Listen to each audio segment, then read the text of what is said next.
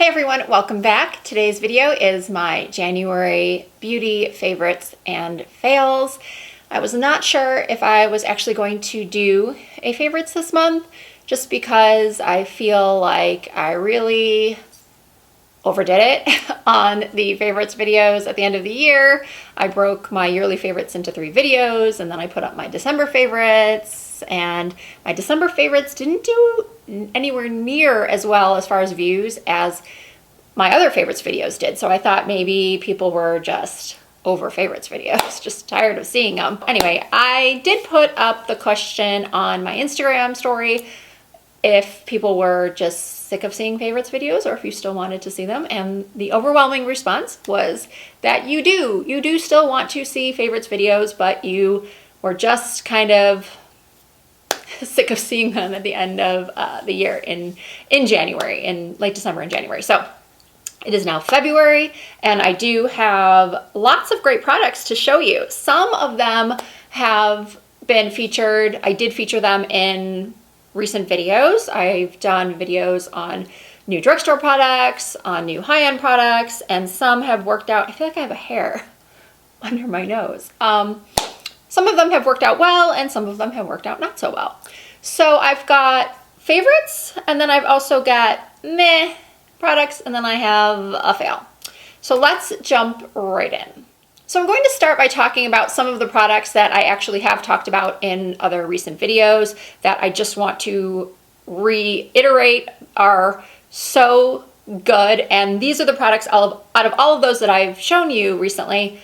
They are the ones that I'm using on a consistent basis. So the first product is this Joa Pore Deactivator Pore Minimizing and Mattifying Primer. I purchased this at CVS and I can't stop using it. It is such a great dupe for the Smashbox Pore Refining Primer and or the YSL Blur Primer. It really takes down the look of my pores. It keeps my foundation on all day.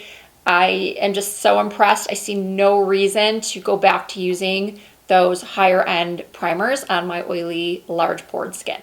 I also can't stop using the new Maybelline Falsies Lash Lift. As I mentioned in the first video where I spoke about this mascara, I didn't love it the first 2 times I tried it, but by I would say like the 3rd or 4th use, it started to get really good. And sometimes that happens with mascaras.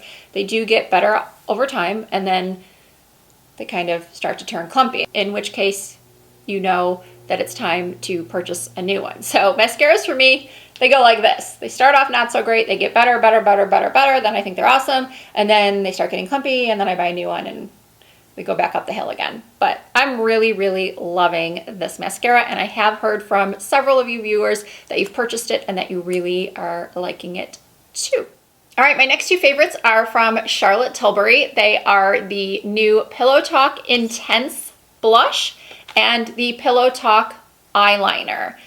I was really intrigued by the Pillow Talk Intense Blush because I have the original Pillow Talk blush and I really do like it, but it's very subtle and I have to sort of build it to get the color that I like. I do like blush. I try not to go too heavy-handed with it, but you know, some people, they just like a tiny amount, some people like a lot, and I like somewhere in between. And I felt like the Pillow Talk I would sometimes have to layer with another blush, or I don't know, I was just excited that there was a deeper one. Especially for those of you with mid-tone skin or darker skin, the Pillow Talk blush would be more like a highlighter for you. So I think this one would be great because it's definitely far more intense. So if you do have more fair to light skin like I do, you have to use a light hand. So I kind of wish there was an in-between shade. Like I think she did that with the lip liners. There's the original Pillow Talk, and then I think she did a medium and an intense, if I'm correct. But as far as I can tell, there's no middle ground with the blush. There's just the original and this intense. So you do have to be careful with it if you don't want to go overboard. And it's just a really pretty on my skin. I'm not wearing it right now because I do have another blush to show you that I am wearing, and I couldn't wear both. This is just a really beautiful and practical rosy pink. If you mix it more in with the center color, it will come up a little bit lighter. It almost gives me, my fairer skin, sort of like a sunburnt look, but in a good way. I think this is the type of shade that was definitely needed in the Charlotte Tilbury blush range, especially for those with deeper skin tones. And then this eye pencil is really, really a beautiful color. It's a plummy bronze, but it doesn't have too much red in it. Sometimes plum tones, they have so much red in them that it can make your eyes look more tired. But this one I think is just really flattering. I have used it to smudge along my lower lash lines. Actually, I line my upper lash lines with it as well. It's creamy, it doesn't tug on the eyes, it's blendable.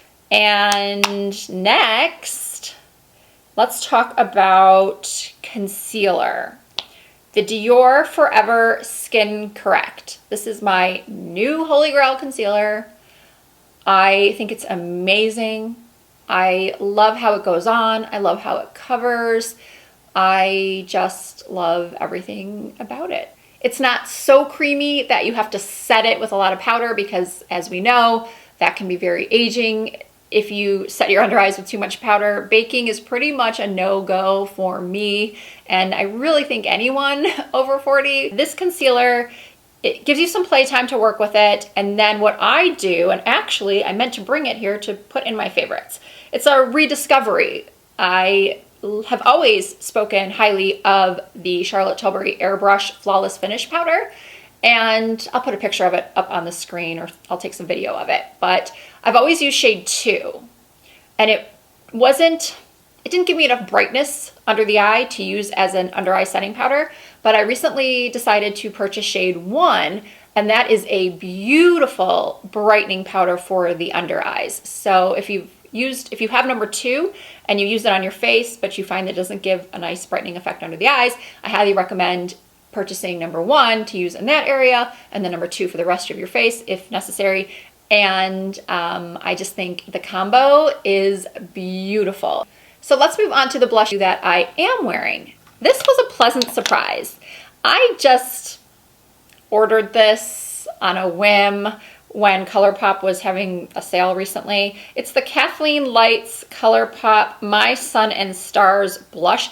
I actually think I only ordered this to get to the $30 threshold for free shipping. I don't really need any more blushes, but I thought, oh, that looks pretty. And honestly, it was love at first use. This is a stunning peachy melon blush with microfine shimmers. You don't even need a highlighter with this blush. You just put this on and you're glowing. And I love a good peach blush, especially when it's as affordable as this one. This could be limited edition, which would not be good, but I don't know. I will link it if I can find it, and if you like peach blush, I highly recommend picking this up. And also from Colourpop, and the palette that I have on my eyes right now, is this Blush Crush palette. I actually did not order this when I ordered the blush. I bought this when I was waiting in line at Ulta a couple of weeks ago. I love it. As you can see, I've used quite a bit of it already, and I haven't had it that long. This shade Blossom Up, when you use it damp, is gorgeous. And I love these other shades, Blush Wine and How Rouge. They have a very, very fine glitter or sparkle to them, not glitter, sparkle. They remind me of the sequin shades in the Tati palette. These are pigmented, they're easy to blend. Did I say this already? But it is what I have on my eyes right now. Packaging is great, very travel friendly, and yeah, I'm loving this. And I'm also loving this palette from Sydney Grace. It's the Enduring Love palette. A lot of influencers got sent both the light version and the dark version, but I was only sent the light one. Not that I'm complaining.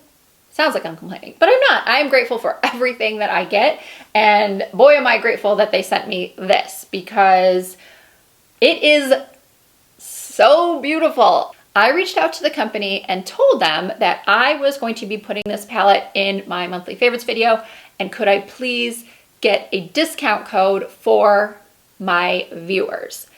They said yes, but as of now, as of the time this video is going up, I do not have a response from them. They said yes, but we hadn't confirmed what the code will be. So I will put the code as soon as I know in the description box. It's either going to be Risa Does Makeup or RDM. I asked them if we could shorten it to RDM. So I haven't heard back yet. And I asked, would it apply? And this is not an affiliate code. It's just a discount code for my viewers. And I asked if it would apply to this palette, and she said yes. The only time it won't apply is if something's on sale. But if you want to get your hands on this palette, it is gorgeous. I'm just going to swatch a couple of these for you so you can see how amazing the pigmentation is.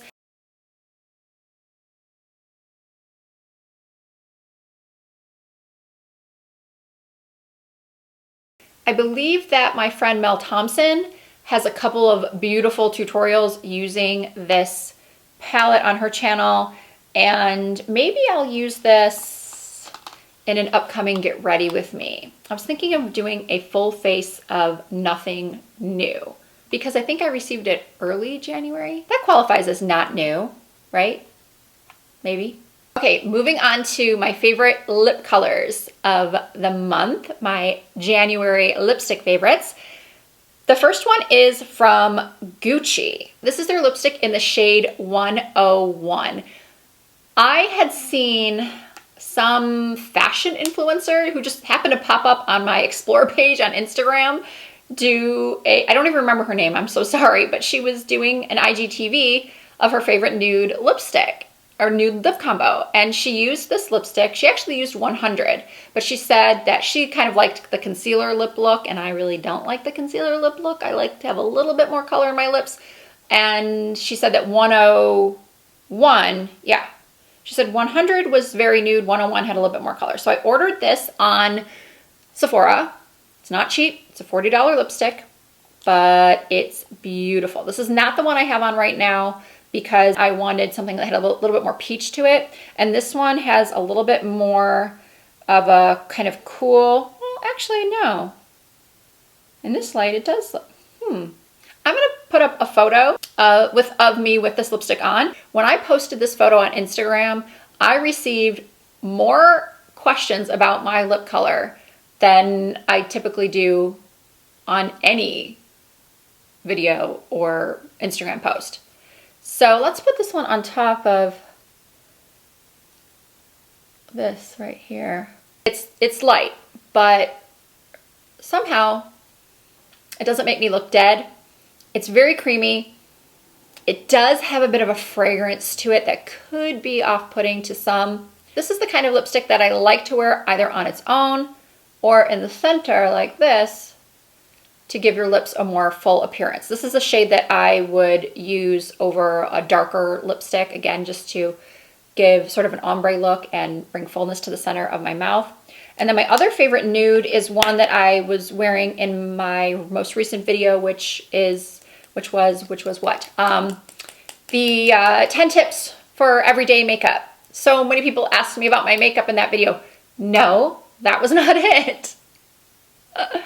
I've gone from putting up hardly any videos to putting up a lot recently, and I can't keep track of the makeup I wore in each. It was the products, the high-end products I'm most excited about, where I talked about the Natasha Denona. I'm pointing because it's sitting right here, the Natasha Denona Love Palette. I was wearing this lipstick in Beatrice from Natasha Denona.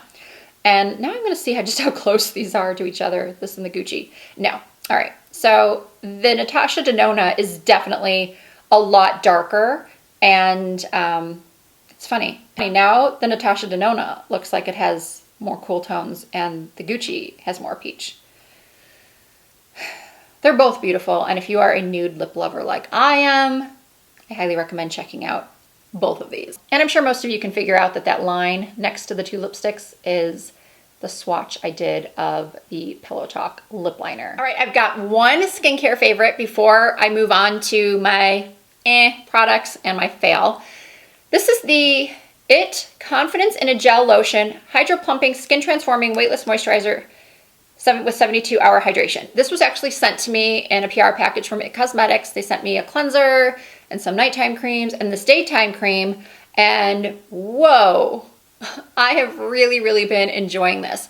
Prior to this, my daytime moisturizer was the Tatcha Water Cream, and I had just run out. I really liked that one, but I didn't feel like my skin was, I have oily yet dehydrated skin, and I didn't feel like it was doing anything to help with hydrating my skin throughout the day. I feel like this one does. I'm not so sure about the plumping, and I haven't really seen a skin transformation, but I do love, not yet at least, but I do love, number one, that it comes in a pump. I love that it is a nice lightweight gel that sinks immediately into my skin, and it just leaves it feeling very smooth and hydrated, and my makeup goes on beautifully. I have not used a lot of It Cosmetics skincare at all. So I was really excited that they sent this to me and gave me the opportunity to try it out, because I probably would never have. And I'm really liking what I'm trying. They sent the small, like a small sample size of the cleanser, and I really been liking that too. I actually might buy the full size. So now it's time for the products that I didn't hate, but I also don't love. And I know you guys like to hear about those as well. If you saw my full review for the Bite Beauty Changemaker Foundation, you can tune out right now, because I'm just going to reiterate what I said in that video, which was, it was just okay. And being just okay in a market so saturated with really great foundations, I just was not impressed. I wasn't impressed with the wear time. To be honest with you, I don't even really remember all of the things I didn't like about it, because it was about 2 or 3 weeks ago that I tested it, and it's already been returned. And that video review was actually a collaboration with my friend and fellow YouTuber Michelle Wong, who has dry skin and I have very oily skin, so we thought at least one of us would really like it, but it turns out she had the same feelings that I had. Like, it's okay. Actually, I think at the bottom of her thumbnail for the review, she wrote, "It's meh." She makes me laugh. She's so funny. Okay, the next meh product for me was this Hourglass Vanish Concealer. I have heard such mixed reviews on this product, and I can see why, because it's good and then it's like not so good. The coverage is great. I know you're thinking, Risa, that makes no sense, but I'm hoping some of you understand what I'm trying to say, that when you first put it on, it does cover nicely. It does need to be set, and that's where the problem comes in. I just felt like after a few hours, my under eyes looked dry. They didn't look as bright. It's almost like the coverage didn't last, and the brightness that it gave didn't last. Whereas with the Dior, concealers, they're tough. They are very tough when it comes to finding the one that's just perfect for everyone, because the degree of dryness you have under your eyes and the amount of loss of elasticity that you have around your eyes is going to make the difference on whether or not the concealer is really the best concealer for you, is what I'm trying to say. This one is not going to work for everybody. I love it, but I'm definitely not saying it's going to work for everybody. And just because I didn't think that this was amazing doesn't mean that there aren't plenty of other people that are going to think it's amazing. I mean, I realize that's true about every makeup product you hear reviewed on YouTube, but in my case, this was just okay. So those were products that were okay. They weren't horrible, they weren't great. This next product is pretty bad. It's from KKW Beauty. I typically really like the lipsticks in this brand. I find them to be creamy and great colors, especially in the nude and the pink collections. And the lip liners, with the exception of the caps always falling off.